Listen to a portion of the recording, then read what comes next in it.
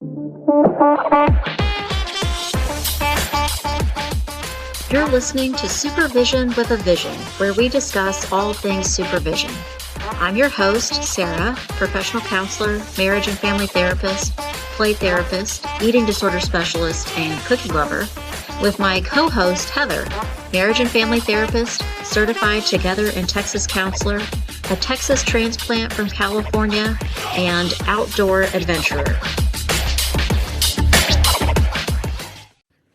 Hi, welcome to Supervision with a Vision. Today, Heather and I are talking about quiet quitting in mental health. This week, we read What Quiet Quitting Says About Workplace Mental Health, published in Counseling Today, 2023.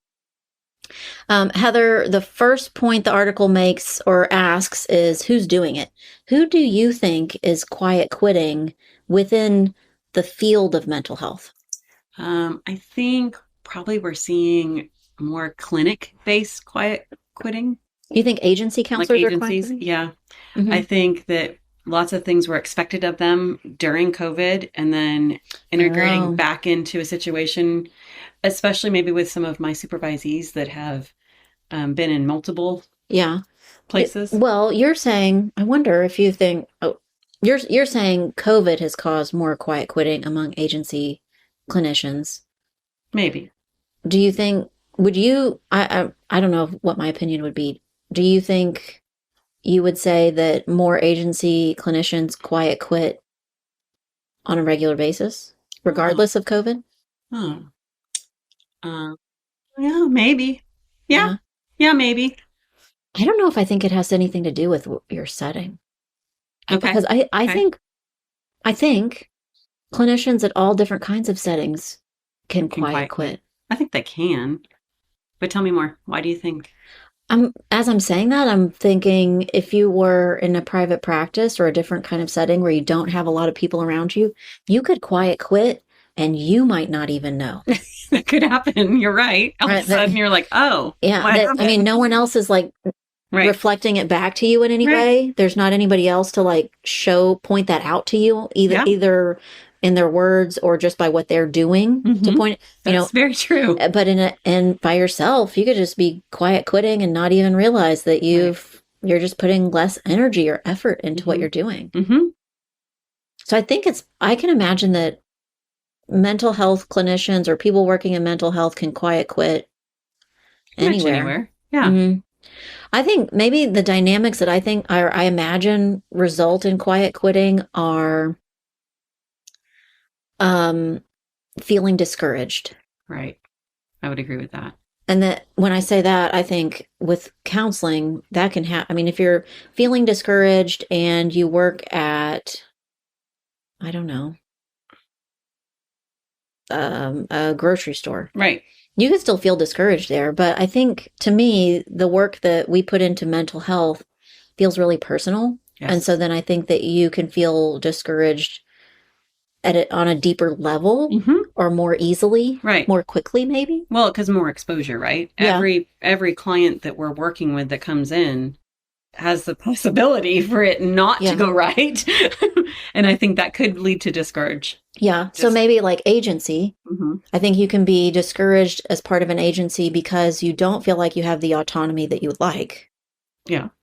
Or you feel discouraged because there are limitations to that the agency has for some reason, like maybe, whatever those. But I think that can happen. I have a friend. She has a private practice that I think she loves, but she does feel limited because the name of her private practice kind of implies that her private practice only works with kids. Oh, okay. And I mean, that is totally up to her. She has the autonomy to change that. Right. But to her, it feels limiting. And so I wonder if sometimes it feels discouraging to her. I absolutely can see that. So I think it could happen the limitations of where you are, but what if you're discouraged because the type of clients you see are challenging. Right. And so then it's discouraging because you don't always get instant feedback. or positive feedback, or maybe the type of client you have has a lot of recidivism and they just continue to have the problem. Those could all be discouraging things. Yeah. I think it happens a lot in mental health that expectations change. Part of that's through the process of therapy. Mm-hmm. But I think also it could be in private practice or in any kind of setting, right? Any kind of clinic setting, hospital setting, whatever, is expectations either of your higher ups could be hard. Expectations of your clients could be hard. Yeah. Expectations of your supervisor, if we're talking about supervision. Sure. I mean, that could all be something that could be, if we're talking about discouraging feelings leading to quiet quitting. I think that's a good example of COVID. Like maybe before COVID, you already felt pretty maxed out. Right. And sometimes discouraged. And then the world threw at you all the complications that COVID brought. Right. That everyone needed mental health support, or that you needed to very quickly be virtual and you don't feel tech savvy or something. And so that's an added challenge that you just maybe felt unprepared for. I definitely think that fits into the reason. Mm-hmm. So to me, that feels very broad. That makes me think this is universal. Anybody could get to a point where they feel like they're quiet quitting. Right. And I think as those expectations that either we put on ourselves or that are put on by others, like it almost, like you were saying, you may not know you're doing it. Like you may just be like, oh, I'm burnt out. Oh, I'm not happy. Oh, I think that's a whole nother aspect that we touched on, but you saying the expectations of others or even expectations of yourself. I think, for me, when I say that counseling is personal, the work that I do as a counselor is personal, it means I do have expectations that maybe others don't have, but I can be hard on myself or critical of myself because it's work that's important to me. Right. So I want to do well. Right. So that could be, So what if it's not because your agency is telling you something? It's not because your clients are telling you something. It's because you're telling yourself something that results in you feeling discouraged. Mm-hmm. Well, before we hit record, we were kind of talking about this in terms of burnout, and you and I both said that sometimes in mental health or in supervision, we might talk about burnout as though it's really bad, or that if it happens, that's it. Death sentence. Right, you're never going to be a good counselor. Right, but really, the way that you and I are talking about quiet quitting and what leads to it, you and I are saying this is something you could flow in and out of. Right, you could flow in. I definitely believe that, and I think with having that kind of flexible boundary of what that is, I think that can bring you to a spot of being able to okay, so what do I need to change? If it is my own expectation, right? What do I need to change to make either my work week better or the kind of client I take or how I do my interviews? Well, that's moving to the next point in our article, creating work boundaries or examining work boundaries. Specifically with your supervisees, how do you help them, or what examples do you have of helping your supervisees examine their work boundaries? In particular, and I don't think she would mind me sharing this story, but I have one in particular that was taking all of her notes home on the weekend to complete them. Yeah. And because she felt too busy during the week? Right. She felt too busy when she was at work to get them done. Yeah. Or she felt she would write them, but they weren't thorough enough or good enough or whatever. And so it led to her spending days just doing notes and then going back into work. And really, you can't do that for very long before you just feel... when I hear you describe that, I'm hearing her expectations led to her doing that, as well as the expectations that she felt at work that she needed to be really productive during the business hours. Right. So a double whammy. Yeah, twofold. So I actually close every single session with her. We now have moved our supervision to Fridays. And we kind of have a little routine we do to make sure we have turned off our therapy hat for the week and that we can go into our weekend ready. So, I'm thinking trying to imagine how I could help someone. Maybe it's a problem. Maybe it's not a problem. Maybe I just want them to reflect on good work boundaries. Maybe I would use, there's so many variations of this, but what do they call it? Like a wheel, Okay. your wheel of life, you know? With all So the it's pieces, like, right. So it's like, it looks like a circle with, lines, like pieces of pie, Right. and you can put those, create your pieces of pie wherever you want to. But the idea is the whole thing is 100%. How much are you giving to to each area of your life, and helping them then also. So the example or the format that I have, you color in, so you create your piece of pie to show what percentage you're giving to that, but then you also color in how much you wish you were giving. Right. So if this poor person who's just laboring over her notes, maybe she would say, 25% of my whole world is making sure those notes are really great. And you would then have them color in, well, what percentage would you actually like that to be? And maybe it's like 5%. Right. How do I make a line? Yeah. So, whoa. And I think the visual helps them to see, well, that means you have 20% that you could give to something else. What other parts of your life that you represented in this really need more? Yeah. More. And maybe it's like, oh, if I had an extra 20%, I would 5% clean the house, 15% hang out with the family. Right. That would feel much better. And so then you can visually also imagine how it would feel or what your life would look like if you adjusted all those percentages. That doesn't always put it into action, but at least it helps you to start thinking about it and reflecting on it. But yeah, I think maybe the other way that I do this, and I wonder if I imagine you do this also, but something that you do to help your supervisees look at their work boundaries is most often when it comes up. Right. Like there's an issue that, or something like the notes that you're like made aware of, and then you can help them figure out what's look at it. Right. I think even, maybe recently I had a supervisee, and I think that notes and other clerical things, that they were doing, that I said, that was a lot of time spent on that. Right. What did it feel like to spend that much time on that? How did it feel when it was done? Where you sat it? Did it feel like that was well spent? What if you had spent it on something different? What if you would use that for some other purpose? Oh, I have a good example.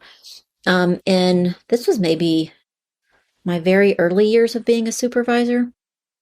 I worked in an agency and would help train or onboard new counselors coming into the agency.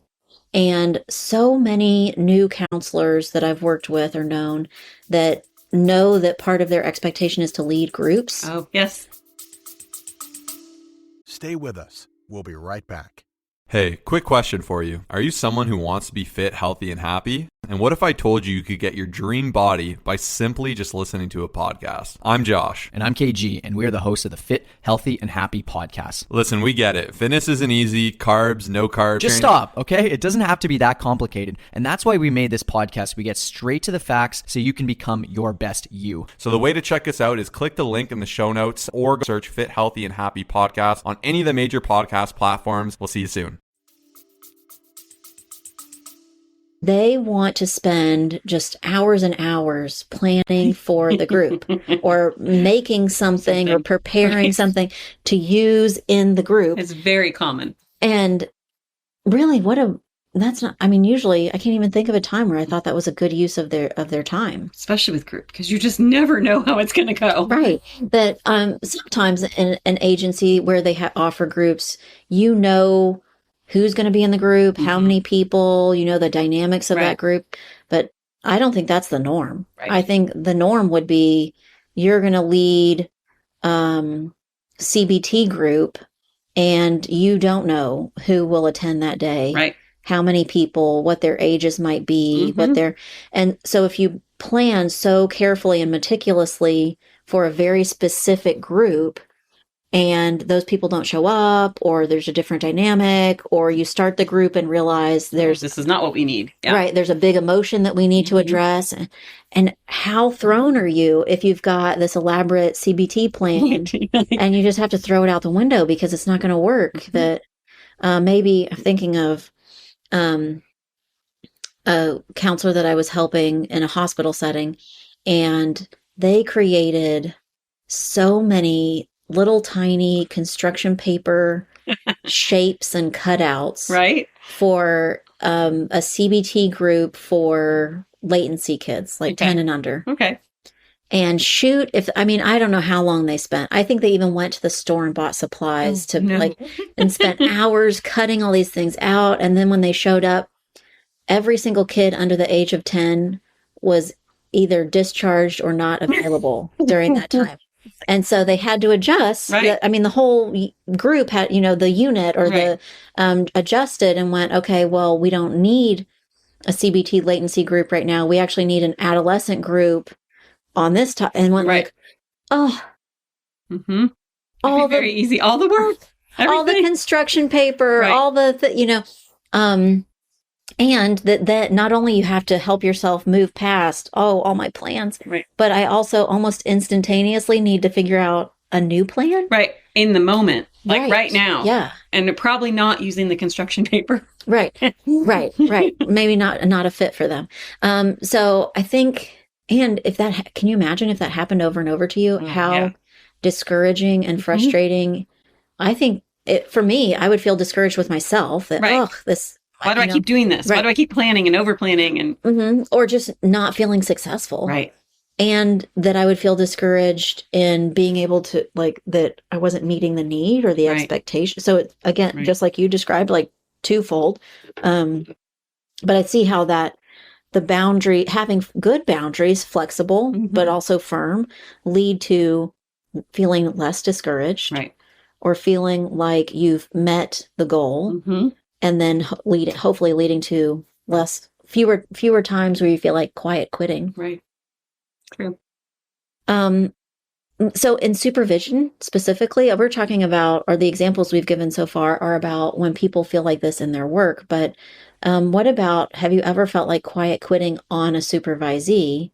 Or have you ever had a supervisee that was kind of quiet quitting in supervision? I don't know that I've ever had one quiet quit in supervision. That you know that I know of. But that could have, maybe I would be unaware of that. Yes. But I have had a supervisee before where I can remember thinking like, how much longer are we going to do this dance? Like, I am not a fit. And to like bring it up and be like, yeah, so you know what, you really are interested. You should go and pursue a supervisor with that specialty. And then we're still meeting for supervision for, because they're just either not doing it or just like, oh, maybe I'm not available next week. What's happening right now? Yeah. But I don't know of a situation but again, we know. What you said has me reflecting on my past supervisees and thinking, was that quiet quitting? Was that quiet quitting? I can remember a couple that I really had to kind of like haggle and nag and work on to get them to meet with me every week. Yeah.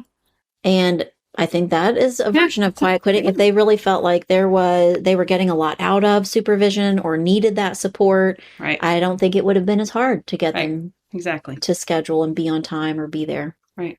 Good point. I struggle with this because I think, so where you and I are at there, like in the world, some people pay for supervision. Right. And some people get supervision through their work and they don't have to pay directly for it. But you and I most often have supervisees that are paying us. Yes.